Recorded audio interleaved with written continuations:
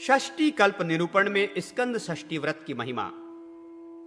सुमंतु मुनि बोले, राजन, अब मैं षष्ठी तिथि कल्प का वर्णन करता हूं। यह तिथि सभी मनोरथों को पूर्ण करने वाली है। कार्तिक मास की षष्ठी तिथि को फलाहार कर यह तिथि व्रत किया जाता है। यदि राजाच्युत राजा इस व्रत का अनुष्ठान करे तो वो अपना राज्य प्राप्त कर लेता है। इसीलिए विजय की अभिलाषा रखने वाले व्यक्ति को इस व्रत का प्रयत्न पूर्वक पालन करना चाहिए। यह तिथि स्वामी कार्तिकेय को अत्यंत प्रिय है। इसी दिन कृतिकाओं के पुत्र कार्तिकेय का आविर्भाव हुआ था। वे भगवान शंकर, अग्नि तथा गंगा के भी पुत्र कहे गए हैं। इसी षष्ठी तिथि को स्वामी कार्तिकेय देवसेना के सेनापति हुए। इस तिथि को व्रत कर धृत, दही, जल और पुष्पों से स्वामी कार्तिकेय को दक्षिणा की ओर मुख कर अर्घ देना चाहिए। अर्घदान का मंत्र निम्न प्रकार से है। ब्राह्मण को अन्न देकर रात्रि में फल का भोजन और भूमि पर शयन करना चाहिए। व्रत के दिन पवित्र रहें और ब्रह्मचर्य का पालन करें। शुक्ल पक्ष तथा कृष्ण पक्ष दोनों षष्ठियों को यह व्रत करना चाहिए। इस व्रत के करने से भगवान स्कंद की कृपा से सिद्धि, धृति, तुष्टि, राज्य, आयु, आरोग्य और मुक्ति मिलती है। जो पुरुष उपवास न कर सके वो रात्रि व्रत ही करे, तब भी दोनों लोकों में उत्तम फल प्राप्त होता है। इस व्रत को करने वाले पुरुष को देवता भी नमस्कार करते हैं और वो इस लोक में आकर चक्रवर्ती राजा होता है। राजन, जो पुरुष षष्ठी व्रत के महात्म का भक्ति पूर्वक श्रवण करता है वो भी स्वामी कार्तिकेय की कृपा से विविध उत्तम भोग, सिद्धि, तुष्टि, धृति और लक्ष्मी को प्राप्त करता है। परलोक में वो उत्तम गति का भी अधिकारी होता है। आचरण की श्रेष्ठता का प्रतिपादन। राजा शतानिक ने कहा, मुने, अब आप ब्राह्मण आदि के आचरण की श्रेष्ठता के विषय में बतलाने की कृपा करें। सुमंतु मुनि बोले, राजन, मैं अत्यंत संक्षेप में इस विषय को बताता हूं, उसे आप सुने। न्याय मार्ग का अनुसरण करने वाले शास्त्रकारों ने कहा है कि वेद आचरणहीन को पवित्र नहीं कर सकते, भले ही वो सभी अंगों के साथ वेदों का अध्ययन कर लें। वेद पढ़ना तो ब्राह्मण का शिल्प मात्र है, किंतु ब्राह्मण का मुख्य लक्षण तो सदाचरण ही बतलाया गया है। चारों वेदों का अध्ययन करने पर भी यदि वो आचरण से हीन है तो उसका अध्ययन वैसे ही निष्फल होता है जिस प्रकार नपुंसक के लिए स्त्री रत्न निष्फल होता है। जिनके संस्कार उत्तम होते हैं वे भी दुराचरण कर पतित हो जाते हैं और नरक में पड़ते हैं, तथा संस्कारहीन भी उत्तम आचरण से अच्छे कहलाते हैं एवं स्वर्ग प्राप्त करते हैं। मन में दुष्टता भरी रहे, बाहर से सब संस्कार हुए हों, ऐसे वैदिक संस्कारों से संस्कृत कतिपय पुरुष आचरण में शूद्रों से भी अधिक मलिन हो जाते हैं। क्रूर कर्म करने वाला, ब्रह्म हत्या करने वाला, गुरदारगामी, चोर, गौओं को मारने वाला, मद्यपाई, परिस्त्रीगामी, मिथ्यावादी, नास्तिक, वेद निंदक, निषिद्ध कर्मों का आचरण करने वाला यदि ब्राह्मण है और सभी तरह के संस्कार से संपन्न भी है, वेद वेगांग पारंगत भी है, फिर भी उसकी सद्गति नहीं होती। दयाहीन, हिंसक, अतिशय दाम्भिक, कपटी, लोभी, पिशुन, चुगलखोर, अतिशय दुष्ट पुरुष वेद पढ़कर भी संसार को ठगते हैं और वेद को बेचकर अपना जीवन व्यापन करते हैं। अनेक प्रकार से छल छिद्र से प्रजा की हिंसा कर केवल अपना सांसारिक सुख सिद्ध करते हैं। ऐसे ब्राह्मण शूद्र से भी अधम है। जो ग्राह्य अग्राह्य के तत्व को जाने, अन्याय और कुमार्ग का परित्याग करे, जितेंद्रिय, सत्यवादी और सदाचारी हो, नियमों के पालन, आचार तथा सदाचरण में रहे, सबके हित में तत्पर रहे, वेद वेदांग और शास्त्रज्ञ का मर्मज्ञ हो, समाधि में स्थित रहे, क्रोध, मत्सर, मद तथा शोक आदि से रहित हो, वेद के पठन पाठन में आसक्त रहे, किसी का अत्यधिक संग न करे, एकांत और पवित्र स्थान में रहे, सुख दुख में समान हो, धर्मनिष्ठ हो, पापाचरण से डरे, आसक्ति रहित, निरहंकार, दानी, शूर, ब्रह्मवेत्ता, शांत स्वभाव और तपस्वी हो तथा संपूर्ण शास्त्रों में परिनिष्ठित हो। इन गुणों से युक्त पुरुष ब्राह्मण होते हैं। ब्रह्मा के भक्त होने से ब्राह्मण, शत की रक्षा करने के कारण क्षत्रिय, वार्ता, कृषि विद्या आदि का सेवन करने से वैश्य और शब्द श्रवण मात्र से जो दूत्र गति को जाएं वे शूद्र कहलाते हैं। क्षमा, दम, शम, दान, सत्य, शौच, धृति, दया, मृदुता, सृजुता, संतोष, तप, निहंकारता, अक्रोध, अनसूया, अतृष्णता, अस्तेय, अमात्स्य, धर्मज्ञान, ब्रह्मचर्य, ध्यान, आस्तिक्य, वैराग्य, पाप भीरुता, अद्वेष, गुरु शुश्रूषा आदि गुण जिनमें रहते हैं उनका ब्राह्मणत्व दिन प्रतिदिन बढ़ता रहता है। शम, तप, दम, शौच, क्षमा, सृजुता, ज्ञान विज्ञान और आस्तिक्य ये ब्राह्मणों के सहज कर्म हैं। ज्ञान रूपी शिखा, तपोरूपी सूत्र अर्थात ज्ञानोपवित जिनके रहते हैं उनको मनु ने ब्राह्मण कहा है।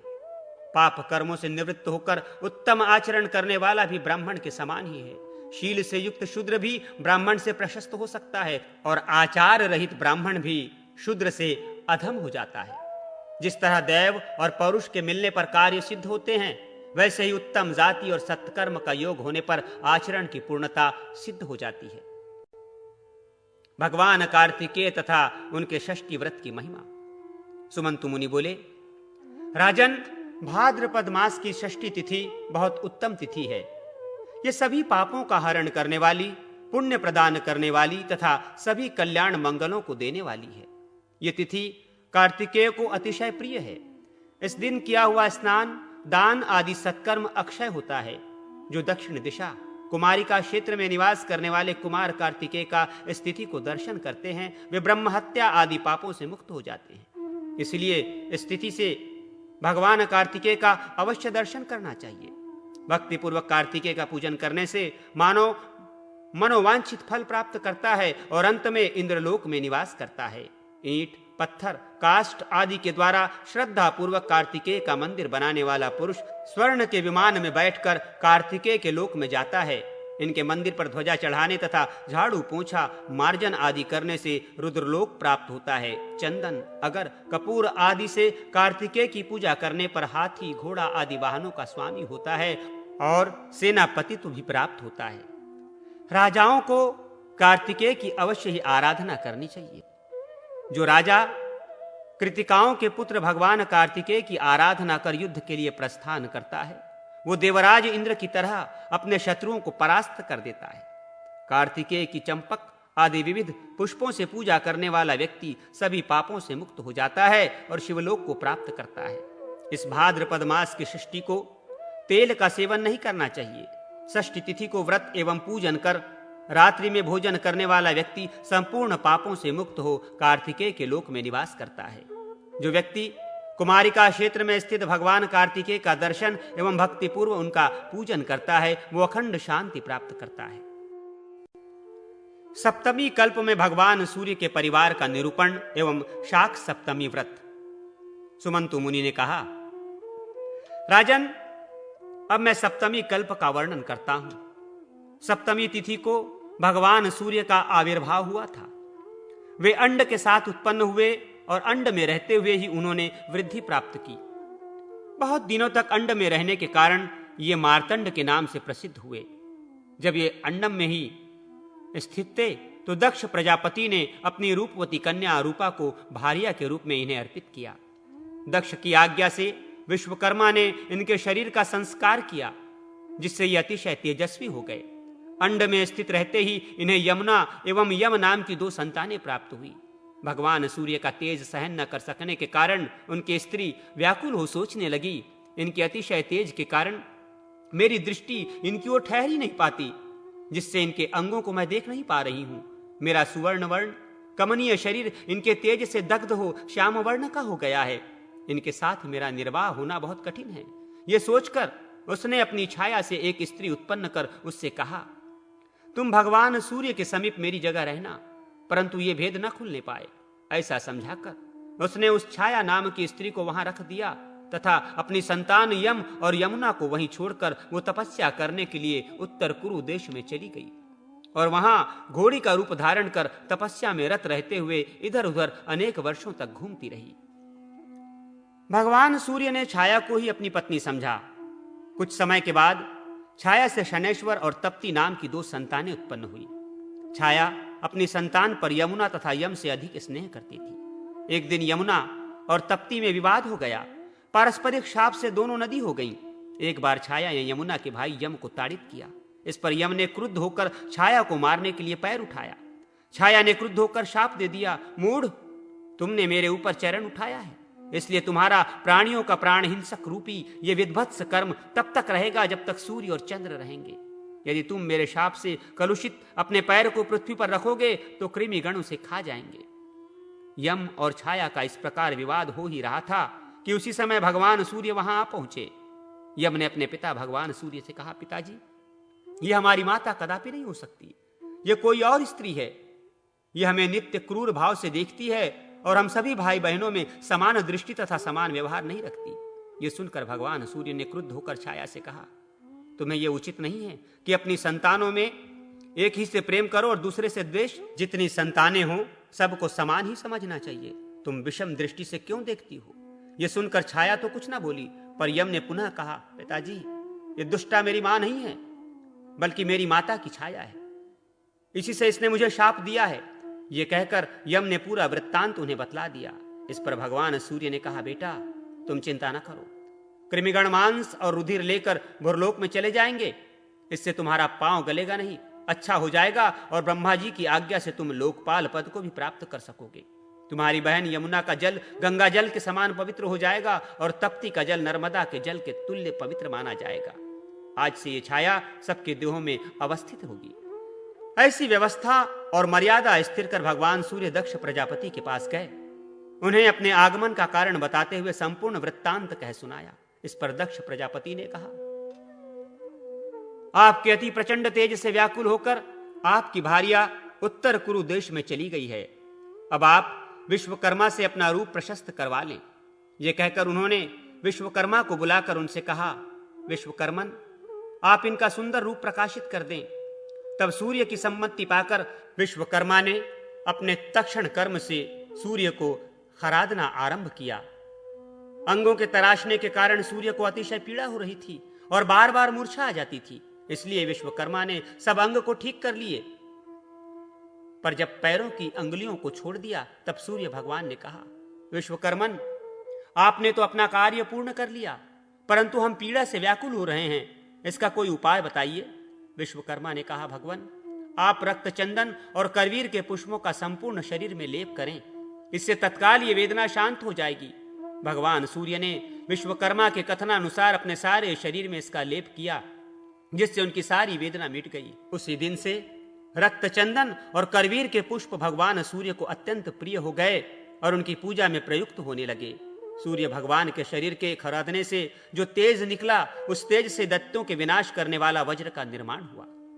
भगवान सूर्य ने भी अपना उत्तम रूप प्राप्त कर प्रसन्न मन से अपनी भार्या के दर्शनों की उत्कंठा से तत्काल उत्तर कुरु की ओर प्रस्थान किया। वहां उन्होंने देखा कि वो घोड़ी का रूप धारण कर विचरण कर रही है। भगवान सूर्य भी अश्व का रूप धारण कर उससे मिले। पर पुरुष की आशंका से उसने अपने दोनों नासापुटों से सूर्य के तेज को एक साथ बाहर फेंक दिया, जिससे अश्विनी कुमारों की उत्पत्ति हुई और यही देवताओं के वैद्य हुए। तेज के अंतिम अंश से रेवंत की उत्पत्ति हुई। तपती, शनि और सावर्णी ये तीन संतानें छाया से और यमुना तथा यम संज्ञा से उत्पन्न हुए। सूर्य को अपनी भार्या उत्तर कुरु में सप्तमी तिथि के दिन प्राप्त हुई। उन्हें दिव्य रूप सप्तमी तिथि को ही मिला तथा संतानें भी इसी तिथि को प्राप्त हुई। अतः सप्तमी तिथि भगवान सूर्य को अतिशय प्रिय है। जो व्यक्ति पंचमी तिथि को एक समय भोजन कर षष्ठी को उपवास करता है तथा सप्तमी को दिन में उपवास कर भक्ष्य भोज्यों के साथ विविध शाक पदार्थों को भगवान सूर्य के लिए अर्पण कर ब्राह्मणों को देता है तथा रात्रि में मौन होकर भोजन करता है, वो अनेक प्रकार के सुखों का भोग करता है तथा सर्वत्र विजय प्राप्त करता एवं अंत में उत्तम विमान पर चढ़कर सूर्य लोक में कई मनवंतरों तक निवास कर पृथ्वी पर पुत्र पौत्रों से समन्वित चक्रवर्ती राजा होता है तथा दीर्घकाल पर्यंत निष्कंटक राज्य करता है। राजा कुरु ने इस सप्तमी व्रत का बहुत काल तक अनुष्ठान किया और केवल शाक का ही भोजन किया। इसी से उन्होंने कुरुक्षेत्र नामक पुण्य क्षेत्र प्राप्त किया और इसका नाम रखा धर्म क्षेत्र। सप्तमी, नवमी, षष्ठी, तृतीया और पंचमी ये तिथियां बहुत उत्तम हैं और स्त्री पुरुषों को मनवांछित फल प्रदान करने वाली हैं। माघ की सप्तमी, आश्विन की नवमी, भाद्रपद की षष्ठी, वैशाख की तृतीया और भाद्रपद मास की पंचमी ये तिथियां इन महीनों में विशेष प्रशस्त मानी गई हैं। कार्तिक शुक्ला सप्तमी से इस व्रत को ग्रहण करना चाहिए। उत्तम शाक को सिद्ध कर ब्राह्मणों को देना चाहिए और रात्रि में स्वयं भी शाक ही ग्रहण करना चाहिए। इस प्रकार 4 मास तक व्रत कर व्रत का पहला पारण करना चाहिए। उस दिन पंचगव्य से सूर्य भगवान को स्नान कराना चाहिए और स्वयं भी पंचगव्य का प्राशन करना चाहिए। अनंतर केसर का चंदन, अगस्त के पुष्प, अपराजित नामक धूप और पायस का नैवेद्य सूर्य नारायण को समर्पित करना चाहिए। ब्राह्मणों को भी पायस का भोजन कराना चाहिए। दूसरे पारण में कुशा के जल से भगवान सूर्य नारायण को स्नान कराकर स्वयं गोमय का प्राशन करना चाहिए और श्वेत चंदन, सुगंधित पुष्प, अगरू का धूप तथा गुड़ के अपूप नैवेद्य में अर्पण करना चाहिए तथा वर्ष के समाप्त होने पर तीसरा पारण करना चाहिए। गौर सरसप का उबटन लगाकर भगवान सूर्य को स्नान कराना चाहिए। इससे संपूर्ण पाप नष्ट हो जाते हैं। फिर रक्त चंदन, करवीर के पुष्प, गुग्गुल का धूप और अनेक भक्ष्य भोज्य सहित दही भात नैवेद्य में अर्पण करना चाहिए तथा यही ब्राह्मणों को भी भोजन कराना चाहिए। भगवान सूर्य नारायण के सम्मुख ब्राह्मण से पुराण श्रवण करना चाहिए तथा स्वयं बाँचना चाहिए। अंत में ब्राह्मण को भोजन कराकर पौराणिक को वस्त्र, आभूषण, दक्षिणा आदि देकर प्रसन्न करना चाहिए। पौराणिक के संतुष्ट होने पर भगवान सूर्य नारायण प्रसन्न हो जाते हैं। रक्त चंदन, करवीर के पुष्प, गुग्गुल का धूप, मोदक, पायस का नैवेद्य, धृत, ताम्रपत्र, पुराण ग्रंथ और पौराणिक ये सब भगवान सूर्य को अत्यंत प्रिय हैं। राजन, ये शाक सप्तमी व्रत भगवान सूर्य को अति प्रिय है। इस व्रत का करने वाला पुरुष भाग्यशाली होता है। श्री कृष्ण सांब संवाद तथा भगवान सूर्य नारायण की पूजन विधि। राजा शतानिक ने कहा, ब्राह्मण श्रेष्ठ, भगवान सूर्य नारायण का महात्म्य सुनते सुनते मुझे तृप्ति नहीं हो रही है, इसलिए सप्तमी कल्प का आप पुनः कुछ और विस्तार से वर्णन करें। सुमंतु मुनि बोले, राजन, इस विषय में भगवान श्री कृष्ण और उनके पुत्र सांब का जो परस्पर संवाद हुआ था उसी का मैं वर्णन करता हूं, उसे आप सुने। एक समय सांब ने अपने पिता भगवान श्री कृष्ण से पूछा, पिताजी, मनुष्य संसार में जन्म ग्रहण कर कौन सा कर्म करे जिससे उसे दुख न हो और मनोवांछित फलों को प्राप्त कर वो स्वर्ग प्राप्त करे तथा मुक्ति भी प्राप्त कर सके? इन सब का आप वर्णन करें। मेरा मन इस संसार में अनेक प्रकार की आदि व्याधियों को देखकर अत्यंत उदास हो रहा है। मुझे क्षणमात्र भी जीने की इच्छा नहीं होती। अतः आप कृपा कर ऐसा उपाय बताएं कि जितने दिन भी इस संसार में रहा जाए ये आदि व्याधियां पीड़ित न कर सकें और फिर इस संसार में जन्म न हो, अर्थात मोक्ष प्राप्त हो जाए। भगवान श्री कृष्ण ने कहा, वत्स, देवताओं के प्रसाद से, उनके अनुग्रह से तथा उनकी आराधना करने से यह सब कुछ प्राप्त हो सकता है। देवताओं की आराधना ही परम उपाय है। देवता अनुमान और आगम प्रमाणों से सिद्ध होते हैं। विशिष्ट पुरुष विशिष्ट देवता की आराधना करे तो वो विशिष्ट फल प्राप्त कर सकता है। सांब ने कहा, महाराज, प्रथम तो देवताओं के अस्तित्व में ही संदेह है। कुछ लोग कहते हैं देवता हैं और कुछ कहते हैं देवता नहीं है। फिर विशिष्ट देवता किन्हें समझा जाए? भगवान श्री कृष्ण बोले, वत्स, आगम से, अनुमान से और प्रत्यक्ष से देवताओं का होना सिद्ध होता है। सांब ने कहा, यदि देवता प्रत्यक्ष सिद्ध हो सकते हैं तो फिर उनके साधन के लिए अनुमान और आगम प्रमाण की कुछ भी अपेक्षा नहीं है। श्री कृष्ण बोले, वत्स, सभी देवता प्रत्यक्ष नहीं होते। शास्त्र और अनुमान से ही हजारों देवताओं का होना सिद्ध होता है। सांब ने कहा, पिताजी, जो देवता प्रत्यक्ष हैं और विशिष्ट एवं अभिष्ट फलों को देने वाले हैं, पहले आप उन्हीं का वर्णन करें। अनंतर शास्त्र तथा अनुमान से सिद्ध होने वाले देवताओं का वर्णन करें। श्री कृष्ण ने कहा, प्रत्यक्ष देवता तो संसार के नेत्र स्वरूप भगवान सूर्य नारायण ही हैं। इनसे बढ़कर दूसरा कोई देवता नहीं है। संपूर्ण जगत इन्हीं से उत्पन्न हुआ है और अंत में इन्हीं में विलीन भी हो जाएगा। सत्य आदि युगों और काल की गणना इन्हीं से सिद्ध होती है।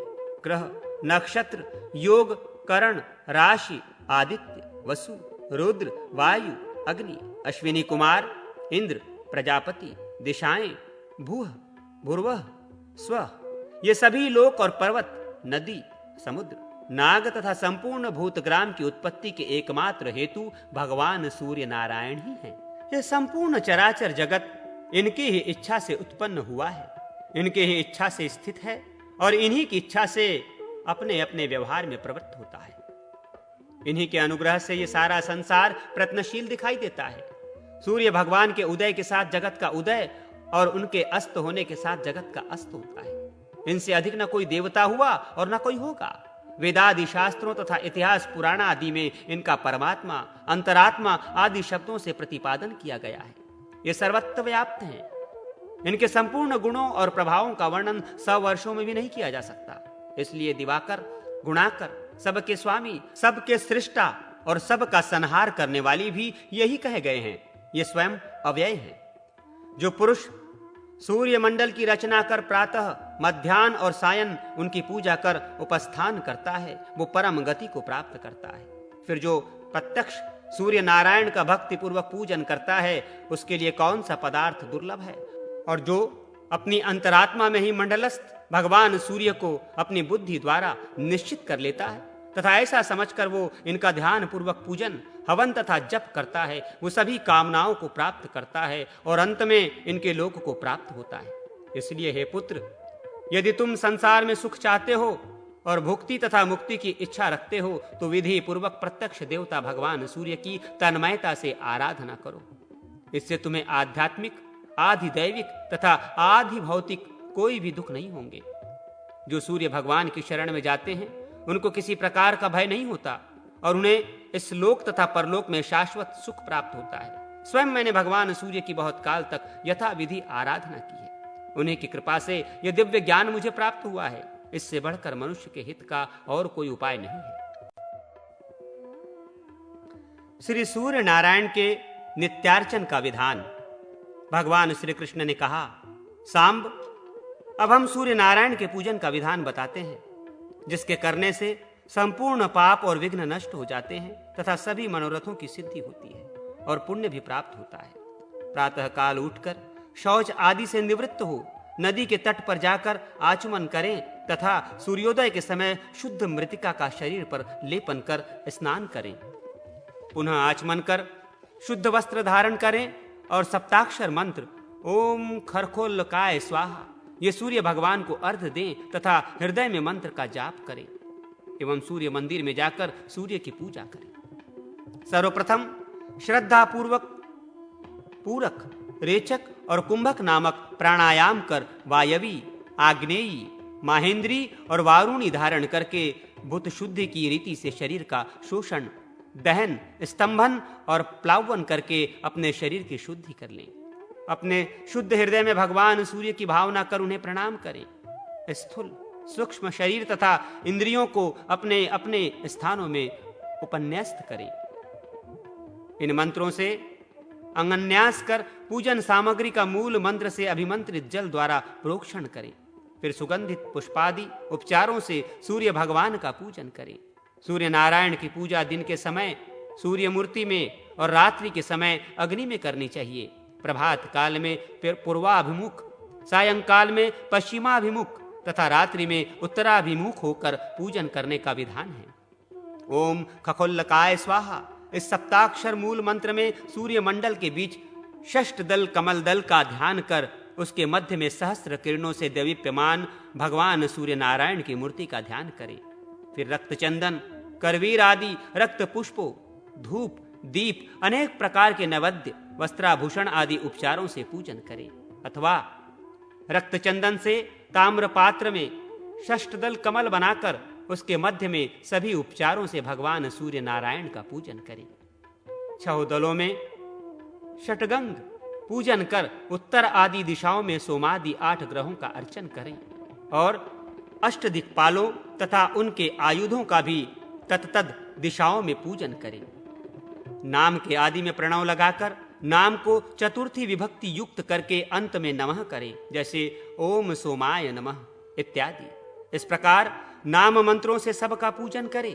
अनंतर व्यम मुद्रा, रवि मुद्रा, पद्म मुद्रा, महाश्वेत मुद्रा, अस्त्र मुद्रा दिखाएं। ये 5 मुद्राएं पूजा, जप, ध्यान, अर्घ्य आदि के अनंतर दिखानी चाहिए। इस प्रकार 1 वर्ष तक भक्तिपूर्वक तन्मयता के साथ भगवान सूर्य नारायण का पूजन करने से अभिष्ट मनोरथों की प्राप्ति होती है और बाद में मुक्ति भी प्राप्त होती है। इस विधि से पूजन करने पर रोगी रोग से मुक्त हो जाता है, धनहीन धन प्राप्त करता है, राज्य भ्रष्ट को राज्य मिल जाता है तथा पुत्रहीन पुत्र प्राप्त करता है। सूर्य नारायण का पूजन करने वाला पुरुष प्रज्ञा, मेघा तथा सभी समृद्धियों से संपन्न होता हुआ चिरंजीवी होता है। इस विधि से पूजन करने पर कन्या को उत्तम वर की, कुरूपा स्त्री को उत्तम सौभाग्य की तथा विद्यार्थी को सद्विद्या की प्राप्ति होती है। ऐसा सूर्य भगवान ने स्वयं अपने मुख से कहा है। इस प्रकार सूर्य भगवान का पूजन करने से धन, धान्य, संतान, पशु आदि की नित्य अभिवृद्धि होती है। मनुष्य निष्काम हो जाता है तथा अंत में उसे सद्गति प्राप्त होती है। भगवान सूर्य के पूजन एवं व्रतोद्यापन का विधान, 12 आदित्यों के नाम तथा रक्त सप्तमी व्रत की महिमा। भगवान श्री कृष्ण ने कहा, सांब, अब मैं सूर्य के विशिष्ट अवसरों पर होने वाले व्रत उत्सव एवं पूजन की विधियों का वर्णन करता हूं, उन्हें सुनो। किसी मास के शुक्ल पक्ष की सप्तमी, ग्रहण या संक्रांति के 1 दिन पूर्व एक बार हविष्यान्न का भोजन कर सायंकाल के समय भली भांति आचमन आदि करके अरुण देव को प्रणाम करना चाहिए तथा सभी इंद्रियों को संयत कर भगवान सूर्य का ध्यान कर रात्रि में जमीन पर कुश की शैया पर शयन करना चाहिए।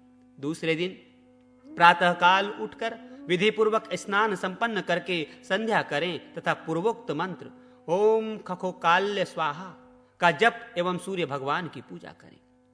अग्नि को सूर्य ताप के रूप में समझकर वेदी बनाएं और संक्षेप में हवन तथा तर्पण करें। गायत्री मंत्र से प्रोक्षण कर पूर्वार्घ और उत्तरार्घ कुशा बिछाएं। अनंतर सभी पात्रों का शोधन कर 2 कुशाओं की प्रादेश मात्र की एक पवित्री बनाएं। उस पवित्री से सभी वस्तुओं का प्रोक्षण करें। घी को अग्नि पर रखकर पिघला दें, उत्तर की ओर पात्र में रख दें। अनंतर जलते हुए उल्मुख से पर्याग्रीकरण करते हुए धृत का 3 बार उत्प्लवन करें।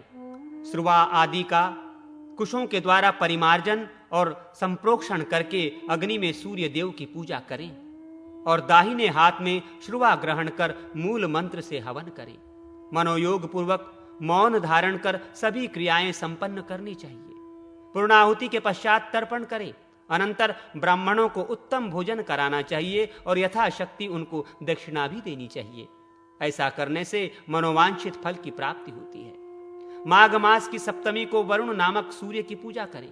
इसी प्रकार क्रमशः फाल्गुन में सूर्य, चैत्र में वैशाख, वैशाख में धाता, ज्येष्ठ में इंद्र, आषाढ़ में रवि, श्रावण में नभ, भाद्रपद में यम, आश्विन में पर्जन्य, कार्तिक में त्वष्टा, मार्गशीर्ष में मित्र तथा पौष मास में विष्णु नामक सूर्य का अर्चन करें। इस विधि से 12 मास में अलग अलग नामों से भगवान सूर्य की पूजा करनी चाहिए। इस प्रकार श्रद्धा भक्ति पूर्वक 1 दिन पूजा करने से वर्ष पर्यंत की गई पूजा का फल प्राप्त हो जाता है। उपर्युक्त विधि से 1 वर्ष तक व्रत कर रत्न जटित सुवर्ण का 1 रथ बनवाएं और उसमें 7 घोड़े बनवाएं। रथ के मध्य में सोने के कमल के ऊपर रत्नों के आभूषणों से अलंकृत सूर्य नारायण की सोने की मूर्ति स्थापित करें। रथ के आगे उनके सारथी को बैठाएं। अनंतर 12 ब्राह्मणों में 12 महीनों के सूर्यों की भावना कर 13वें मुख्य आचार्य को साक्षात सूर्य नारायण समझकर उनकी पूजा करें तथा उन्हें रथ, छत्र, भूमि, गौ आदि समर्पित करें। इसी प्रकार रत्नों के आभूषण, वस्त्र, दक्षिणा और 1-1 घोड़ा उन 12 ब्राह्मणों को दें तथा हाथ जोड़कर ये प्रार्थना करें, ब्राह्मण देवताओं, इस सूर्य व्रत के उद्यापन करने के बाद यदि असमर्थतावश सभी सूर्य व्रत न कर सकूं तो मुझे दोष न दे। ब्राह्मणों के साथ आचार्य भी एवं अस्तु ऐसा कहकर यजमान को आशीर्वाद दें और कहें, सूर्य भगवान तुम पर प्रसन्न हो। जिस मनोरथ की पूर्ति के लिए तुमने ये व्रत किया है और भगवान सूर्य की पूजा की है, वो तुम्हारा मनोरथ सिद्ध हो और भगवान सूर्य उसे पूरा करे। अब व्रत न करने पर भी तुमको दोष नहीं होगा। इस प्रकार आशीर्वाद प्राप्त कर दीनों, अंधों तथा अनाथों को यथाशक्ति भोजन कराएं तथा ब्राह्मणों को भोजन कराकर दक्षिणा देकर व्रत की समाप्ति करें। जो व्यक्ति इस सप्तमी व्रत को 1 वर्ष तक करता है, वो 100 योजन लंबे चौड़े देश का धार्मिक राजा होता है और इस व्रत के फल से 100 वर्षों से भी अधिक निष्कंटक राज्य करता है। जो स्त्री इस व्रत को करती है वो राजपत्नी होती है। निर्धन व्यक्ति इस व्रत को यथाविधि संपन्न कर बतलाई हुई विधि के अनुसार तांबे का रथ ब्राह्मण को देता है तो वह 80 योजन लंबा चौड़ा राज्य प्राप्त करता है। इसी प्रकार आटे का रथ बनवाकर दान करने वाला 60 योजन विस्तृत राज्य प्राप्त करता है तथा वो चिरायु, निरोग तथा सुखी रहता है। इस व्रत को करने से पुरुष एक कल्प तक सूर्यलोक में निवास करने के पश्चात राजा होता है। यदि कोई व्यक्ति भगवान सूर्य की मानसिक आराधना भी करता है तो वो भी समस्त आदि व्याधियों से रहित होकर सुखपूर्वक जीवन व्यतीत करता है। जिस प्रकार भगवान सूर्य को कोहरा स्पर्श नहीं कर पाता, उसी प्रकार मानसिक पूजा करने वाले साधक को किसी प्रकार की आपत्तियां स्पर्श नहीं कर पाती। यदि किसी ने मंत्रों के द्वारा भक्तिपूर्वक विधि विधान से व्रत संपन्न करते हुए भगवान सूर्य नारायण की आराधना की तो फिर उसके विषय में क्या कहना। इसलिए अपने कल्याण के लिए भगवान सूर्य की पूजा अवश्य करनी चाहिए। पुत्र, सूर्य नारायण ने इस विधि विधान को स्वयं अपने मुख से मुझसे कहा था। आज तक उसे गुप्त रखकर पहली बार मैंने तुमसे कहा है। मैंने इसी व्रत के प्रभाव से हजारों पुत्र और पौत्रों को प्राप्त किया है, दैत्यों को जीता है, देवताओं को वश में किया है। मेरे इस चक्र में सदा सूर्य भगवान निवास करते हैं, नहीं तो इस चक्र में इतना तेज कैसे होता। यही कारण है कि सूर्य नारायण का नित्य जप, ध्यान, पूजन आदि करने से मैं जगत का पूज्य हूं। वत्स, तुम भी मन, वाणी तथा कर्म से सूर्य नारायण की आराधना करो। ऐसा करने से तुम्हें विविध सुख प्राप्त होंगे। जो पुरुष भक्ति पूर्वक इस विधान को सुनता है वो भी पुत्र, पौत्र, आरोग्य एवं लक्ष्मी को प्राप्त करता है और सूर्यलोक को भी प्राप्त हो जाता है। भगवान कृष्ण ने कहा, सांब, माघ मास के शुक्ल पक्षमी की पंचमी तिथि को एक भुक्त व्रत और षष्ठी को नक्त व्रत करना चाहिए। सुव्रत, कुछ लोग सप्तमी उपवास चाहते हैं और कुछ विद्वान षष्ठी में उपवास और सप्तमी तिथि में पारण करने का विधान करते हैं। इस प्रकार विविध मत हैं। वस्तुतः षष्ठी को उपवास कर भगवान सूर्य नारायण की पूजा करनी चाहिए।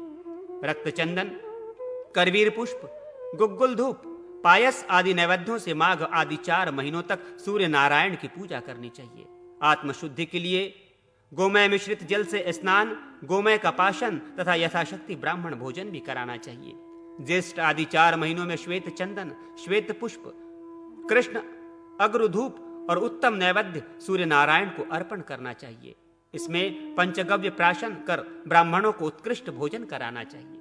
आश्विन आदि 4 मासों में अगस्त पुष्प, अपराजित धूप और गुड़ के पुए आदि का नैवेद्य तथा इक्षरसु रस भगवान सूर्य को समर्पित करना चाहिए। यथाशक्ति ब्राह्मण भोजन कराकर आत्मशुद्धि के लिए कुशा के जल से स्नान कराना चाहिए।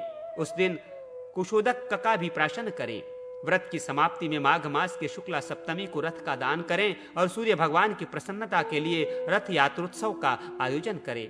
महापुण्यदायिनी इस सप्तमी को रथ सप्तमी कहा गया है। यह महासप्तमी के नाम से अभिहित है। रथ सप्तमी को जो उपवास करता है वो कीर्ति, धन, विद्या, पुत्र, आरोग्य, आयु और उत्तमोत्तम कांति प्राप्त करता है। हे पुत्र, तुम भी इस व्रत को करो जिससे तुम्हारे सभी अभिष्टों की सिद्धि हो। इतना कहकर शंख, चक्र, गदा पद्मधारी श्री कृष्ण अंतर्हित हो गए। समंत ने कहा, राजन, उनकी आज्ञा पाकर सांब ने भी भक्तिपूर्वक सूर्य नारायण की आराधना में तत्पर हो रथ सप्तमी का व्रत किया और कुछ ही समय में रोग मुक्त होकर मनोवांछित फल प्राप्त कर लिया।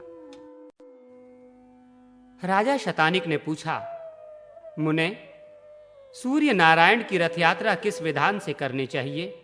रथ कैसा बनाना चाहिए? इस रथ यात्रा का प्रचलन मृत्युलोक में किसके द्वारा हुआ? इन सब बातों को आप कृपा कर मुझे बतलाएं। सुमंतु मुनि बोले, राजन, किसी समय सुमेरु पर्वत पर समासीन भगवान रुद्र ने ब्रह्मा जी से पूछा, ब्रह्मन, इस लोक को प्रकाशित करने वाले भगवान सूर्य किस प्रकार के रथ में बैठकर भ्रमण करते हैं, इसे आप बताएं।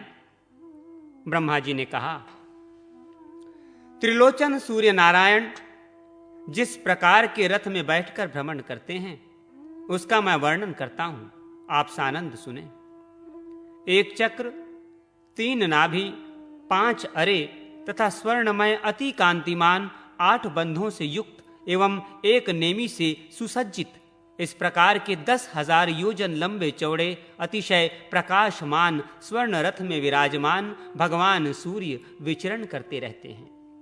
रथ के उपस्थ से ईशादंड 3 गुना अधिक हैं। यहीं उनके सारथी अरुण बैठते हैं। इनके रथ का जुआ सोने का बना हुआ है।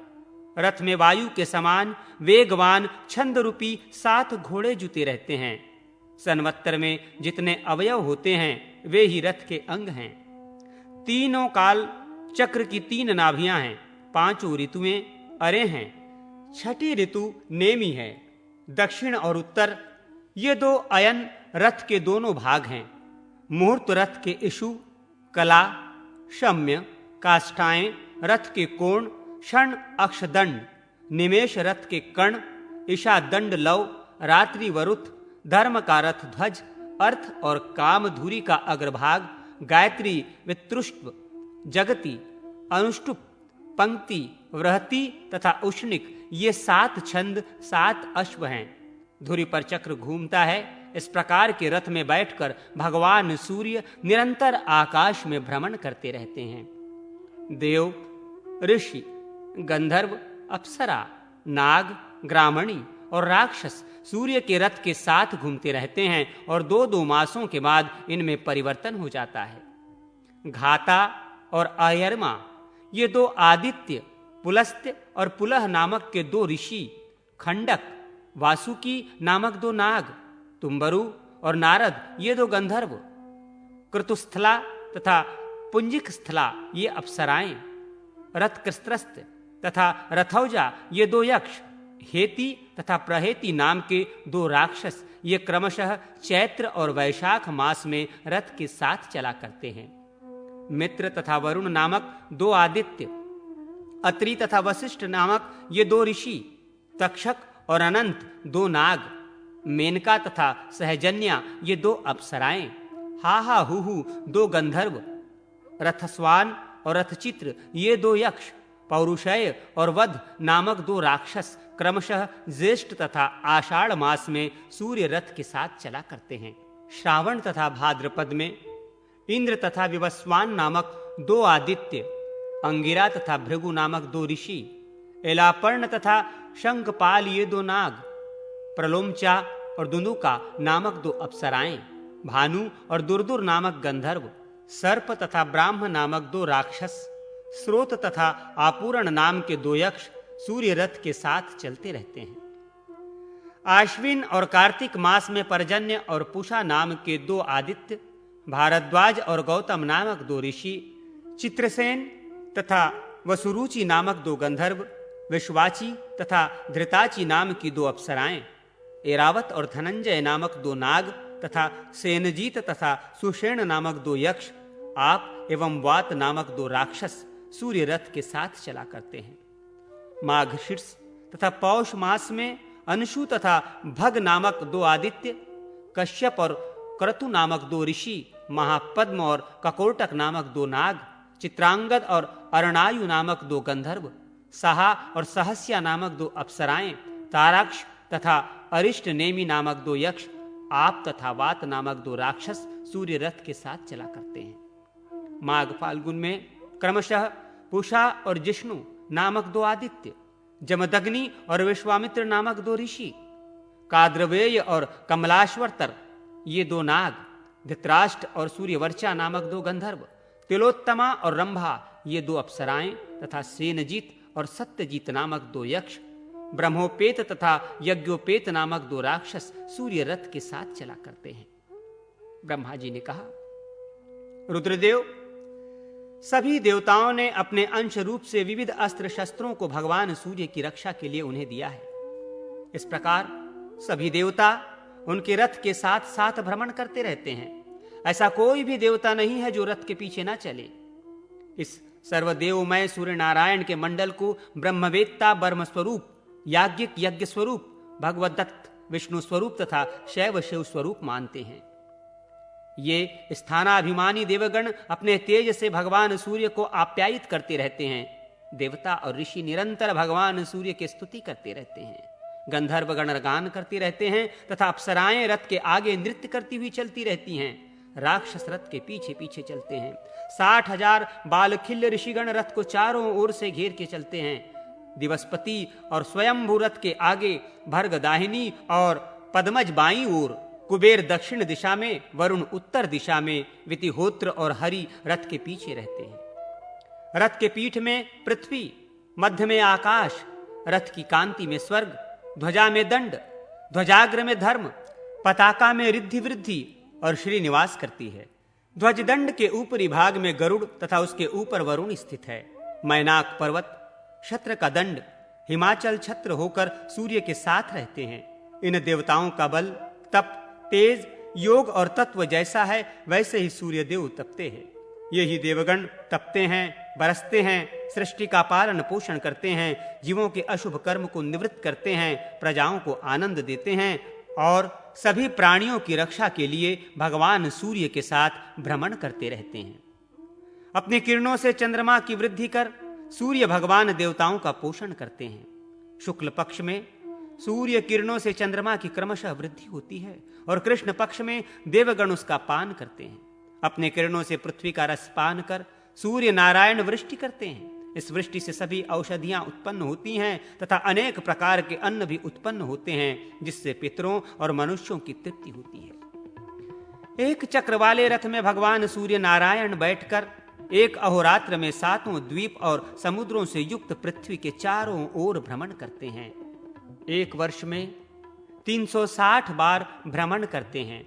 इंद्र की पूरी अमरावती में जब मध्याह्न होता है, तब उस समय यम की संयमनी पुरी में सूर्योदय, वरुण की सुखा नाम की नगरी में अर्धरात्रि और सोम की विभा नाम की नगरी में सूर्यास्त होता है।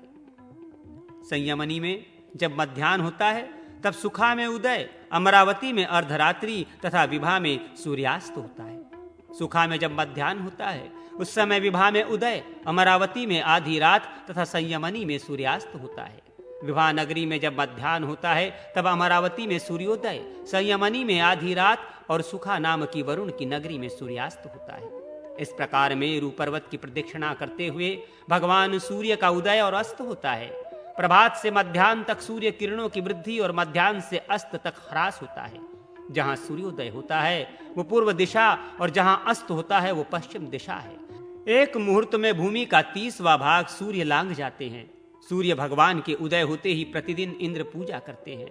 मध्याह्न में यमराज, अस्त के समय वरुण और अर्धरात्रि में सोम पूजन करते हैं। विष्णु, शिव, रुद्र, ब्रह्मा, अग्नि, वायु, निरति, ईशान आदि सभी देवगण रात्रि की समाप्ति पर ब्रह्म वेला में कल्याण के लिए सदा भगवान सूर्य की आराधना करते रहते हैं। भगवान सूर्य की महिमा, विभिन्न ऋतुओं में उनके अलग अलग वर्ण तथा उनके फल। भगवान रुद्र ने कहा, ब्रह्मन, आपने भगवान सूर्य नारायण के महात्म्य का वर्णन किया, जिसके सुनने से हमें बहुत आनंद मिला। कृपा कर आप उनके महात्म्य का और वर्णन करें। ब्रह्मा जी बोले, हे रुद्र, इस सचराचर त्रैलोक्य के मूल भगवान सूर्य नारायण ही हैं। देवता, असुर, मानव आदि सभी इन्हीं से उत्पन्न हुए हैं। इंद्र, चंद्र, रुद्र, ब्रह्मा, विष्णु तथा शिव आदि जितने भी देवता हैं, सब में इन्हीं का तेज व्याप्त है। अग्नि में विधि पूर्वक दी हुई आहुति सूर्य भगवान को ही प्राप्त होती है। भगवान सूर्य से ही वृष्टि होती है। वृष्टि से अन्नादि उत्पन्न होते हैं और यही अन्न प्राणियों का जीवन है। इन्हीं से जगत की उत्पत्ति होती है और अंत में इन्हीं में सारी सृष्टि विलीन हो जाती है। ध्यान करने वाले इन्हीं का ध्यान करते हैं तथा वे मोक्ष की इच्छा रखने वालों के लिए मोक्ष स्वरूप हैं। यदि सूर्य भगवान न हो तो क्षण, मुहूर्त, दिन, रात्रि, पक्ष, मास, ऋतु, अयन, वर्ष तथा युग आदि काल विभाग हो ही नहीं, और काल विभाग न होने से जगत का कोई व्यवहार भी नहीं चल सकता। ऋतुओं का विभाग न हो तो फल फूल, खेती, औषधियां आदि कैसे उत्पन्न हो सकती हैं, और इनकी उत्पत्ति के बिना प्राणियों का जीवन भी कैसे रह सकता है। इससे यह स्पष्ट है कि इस चराचरात्मक विश्व के मूलभूत कारण भगवान सूर्य नारायण ही हैं। सूर्य भगवान वसंत ऋतु में कपिल वर्ण, ग्रीष्म में तप्त सुवर्ण के समान, वर्षा में श्वेत, शरद ऋतु में पांडु वर्ण, हेमंत में ताम्र वर्ण और शिशिर ऋतु में रक्त वर्ण के होते हैं। इन वर्णों का अलग अलग फल है। रुद्र, उसे आप सुने।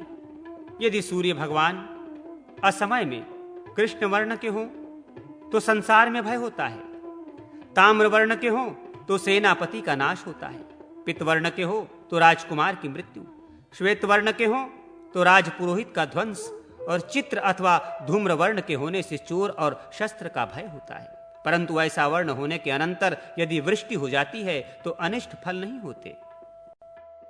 भगवान सूर्य का अभिषेक एवं उनकी रथ यात्रा।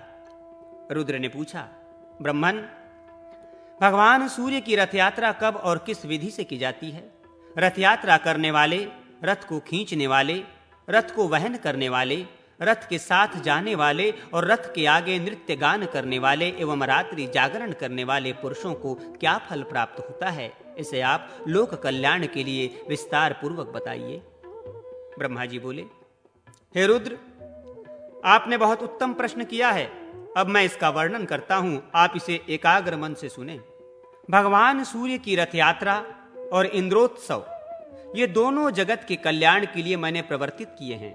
जिस देश में ये दोनों महोत्सव आयोजित किए जाते हैं वहां दुर्भिक्ष और उपद्रव नहीं होते और न चोरी आदि का कोई भय ही रहता है। इसलिए दुर्भिक्ष, अकाल आदि उपद्रवों की शांति के लिए इन उत्सवों को मनाना चाहिए। मार्गशीर्ष के शुक्ल पक्ष की सप्तमी को धृत के द्वारा भगवान सूर्य को श्रद्धा पूर्वक स्नान कराना चाहिए। ऐसा करने वाला पुरुष सोने के विमान में बैठकर अग्निलोक को जाता है और वहां दिव्य भोग प्राप्त करता है। जो व्यक्ति शर्करा के साथ शाली चावल का भात, मिष्टान्न और चित्रवर्ण के भात को भगवान सूर्य को अर्पित करता है वो ब्रह्मलोक को प्राप्त होता है। जो प्रतिदिन भगवान सूर्य को भक्ति पूर्वक धृत का उबटन लगाता है वो परम गति को प्राप्त करता है। पौष शुक्ल सप्तमी को तीर्थों के जल अथवा पवित्र जल से वेद मंत्रों के द्वारा भगवान सूर्य को स्नान कराना चाहिए। सूर्य भगवान के अभिषेक के समय प्रयाग, पुष्कर, कुरुक्षेत्र, नैमिष, पृथुदक, पेहवा, शोण, गोकर्ण, ब्रह्मावर्त, कुशावर्त, बिल्वक, नील पर्वत, गंगाद्वार, गंगा सागर, कालप्रिय, मित्रवन, भांडीरवन, चक्रतीर्थ, रामतीर्थ, गंगा, यमुना, सरस्वती, सिंधु, चंद्रभागा, नर्मदा, विपाशा, व्यास नदी, तापी, शिवा, वेत्रवती, वेतवा, गोदावरी, पयोष्णी, मंदाकिनी, कृष्णा, वेण्या, शत्रदू, शतलज, पुष्करणी, कौशिकी, कोसी तथा सरयू आदि सभी तीर्थों, नदियों और समुद्रों का स्मरण करना चाहिए। दिव्य आश्रमों और देव स्थानों का भी स्मरण करना चाहिए। इस प्रकार स्नान कराकर 3 दिन 7 दिन, एक पक्ष अथवा मास भर उस अभिषेक के स्थान में ही भगवान का अधिवास करें और प्रतिदिन भक्ति पूर्वक उनकी पूजा करता रहे। माघ मास के कृष्ण पक्ष की सप्तमी को मंगल कलशों तथा वितान आदि से सुशोभित चौकोर एवं पक्के ईंटों से बनी वेदी पर सूर्य नारायण को भलीभांति स्थापित कर हवन, ब्राह्मण भोजन, वेद पाठ और विभिन्न प्रकार के नृत्य, गीत, वाद्य आदि उत्सवों को करना चाहिए। अनंतर माघ शुक्ला चतुर्थी को अयाचित व्रत करें, पंचमी को एक बार भोजन करें, षष्ठी को रात्रि के समय ही भोजन करें और सप्तमी को उपवास कर हवन, ब्राह्मण भोजन आदि संपन्न करें। सबको दक्षिणा देकर पौराणिक की भलीभांति पूजा करें। तदनंतर रत्न जटित सुवर्ण के रथ में भगवान सूर्य को विराजित करें। उस रथ को उस दिन मंदिर के आगे ही खड़ा करें। रात्रि में जागरण करें और नृत्य गीत चलता रहे। माघ शुक्ला अष्टमी को रथ यात्रा करनी चाहिए। रथ के आगे विविध बाजे बजते रहें, नृत्य गीत और मंगल वेद ध्वनि होती रहे। रथ यात्रा प्रथम नगर के उत्तर दिशा से प्रारंभ करनी चाहिए, पुनः क्रमशः पूर्व, दक्षिण और पश्चिम दिशाओं में भ्रमण कराना चाहिए। इस प्रकार रथ यात्रा करने से राज्य के सभी उपद्रव शांत हो जाते हैं, राजा को युद्ध में विजय मिलती है तथा उस राज्य में सभी प्रजाएं और पशुगण निरोग एवं सुखी हो जाते हैं। रथ यात्रा करने वाले, रथ को वहन करने वाले और रथ के साथ जाने वाले सूर्य लोक में निवास करते हैं। रुद्र ने कहा, हे ब्रह्मन, मंदिर में प्रतिष्ठित प्रतिमा को किस प्रकार उठाना चाहिए और किस प्रकार रथ में विराजमान करना चाहिए, इस विषय में मुझे कुछ संदेह हो रहा है, क्योंकि वो प्रतिमा तो स्थिर अर्थात अचल प्रतिष्ठित है, अतः उसे कैसे चलाया जा सकता है? कृपा कर आप मेरे इस संशय को दूर करें। ब्रह्मा जी बोले, संवत्तर के अवयवों के रूप में जिस रथ का पूर्व में मैंने वर्णन किया है, वो रथ सभी रथों में पहला रथ है। उसको देखकर ही विश्वकर्मा ने सभी देवताओं के लिए अलग अलग विविध प्रकार के रथ बनाए हैं। उस प्रथम रथ की पूजा के लिए भगवान सूर्य ने अपने पुत्र मनु को वो रथ प्रदान किया। मनु ने राजा इक्ष्वाकु को दिया और तब से ये रथ यात्रा पूजित हो गई और परंपरा से चली आ रही है। इसलिए सूर्य की रथ यात्रा का उत्सव मनाना चाहिए। भगवान सूर्य तो सदा आकाश में भ्रमण करते रहते हैं, इसलिए उनकी प्रतिमा को चलाने में कोई भी दोष नहीं है। भगवान सूर्य के भ्रमण करते हुए उनका रथ एवं मंडल दिखाई नहीं पड़ता, इसलिए मनुष्यों ने रथ यात्रा के द्वारा ही उनके रथ एवं मंडल का दर्शन किया है। ब्रह्मा, विष्णु, शिव आदि देवों की प्रतिमा के स्थापित हो जाने के बाद उनको उठाना नहीं चाहिए, किंतु सूर्य नारायण की रथ यात्रा प्रजाओं की शांति के लिए प्रतिवर्ष करनी चाहिए। सोने चांदी अथवा उत्तम काष्ठ का अतिशय रमणीय और बहुत सुदृढ़ रथ का निर्माण करना चाहिए। उसके बीच में भगवान सूर्य की प्रतिमा को स्थापित कर उत्तम लक्षणों से युक्त अतिशय सुशील हरित वर्ण के घोड़ों को रथ में नियोजित करना चाहिए। उन घोड़ों को केशर से रंग कर अनेक आभूषणों, पुष्पमालाओं और चंवर आदि से अलंकृत करना चाहिए। रथ के लिए अर्घ्य प्रदान करना चाहिए। इस प्रकार रथ को तैयार कर सभी देवताओं की पूजा कर ब्राह्मण भोजन कराना चाहिए। दक्षिणा देकर दीन, अंधे, उपेक्षितों तथा अनाथों को भोजन आदि से संतुष्ट करना चाहिए। उत्तम, मध्यम अथवा अधम किसी भी व्यक्ति को विमुख नहीं होने देना चाहिए। रथ यात्रा स्वरूप इस सूर्य महायाग में भूख से पीड़ित बिना भोजन किए यदि कोई व्यक्ति भग्न आशा वाला होकर लौट जाता है तो इस दुष्कृत्य से उसे स्वर्गस्थ पितरों का अधः पतन हो जाता है। अतः सूर्य भगवान के इस यज्ञ में भोजन और दक्षिणा से सबको संतुष्ट करना चाहिए, क्योंकि बिना दक्षिणा के यज्ञ प्रशस्त नहीं होता और निम्नलिखित मंत्रों से देवताओं को उनका प्रिय पदार्थ समर्पित करना चाहिए। इन मंत्रों से बलि देकर वामदेवय्य पवित्रः मानस्तोकः रथंतरः इन ऋचाओं का पाठ करें।